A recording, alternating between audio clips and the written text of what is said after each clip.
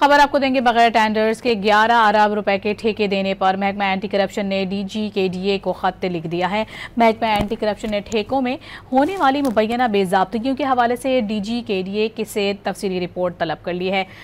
तफसीलात हासिल करेंगे अपने नुमाइंदे से भी। इस वक्त आपने नाजरीन को आगाह करते चलें इस खबर से मुतालिक कि बगैर टेंडर्स के 11 अरब रुपए के ठेके देने पर महकमा एंटी करप्शन ने DGKDA को ख़त लिख दिया है।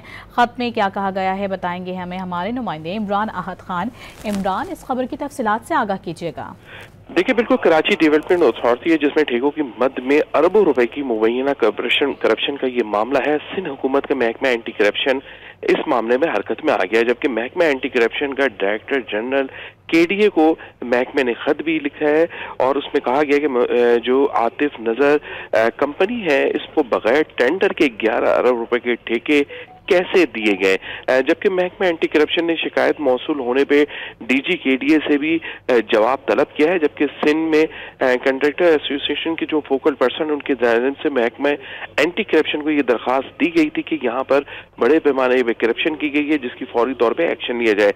इसी हवाले से ये एक्शन लिया गया है और यही बताया जा रहा है कि महकमा एंटी करप्शन ने कहा है कि फौरी तौर पर जो है वो 15 रोज में DGKDA जो है तफसीली जवाब जमा कराएं और फौरी तौर पर वाजे करें कि DGKDA ये वाजे करें कि अरबों रुपए के जो ठेके हैं वो बगैर जो ये ठेके थे वो बगैर क्यों दिए गए। उनका ये भी कहना है कि इस ठेके के खिलाफ जो है वो सख्त एक्शन लिया गया है CM हाउस से। अब जबकि एंटी करप्शन का कहना है कि इसमें फौरी तौर पे वजीर आला सिंध की जो तहकीकाती टीम है उसके साथ साथ एंटी करप्शन भी इस पे तहकीकात करेगा। जी, बहुत शुक्रिया आपका तफसीलात से आगाह करने के लिए।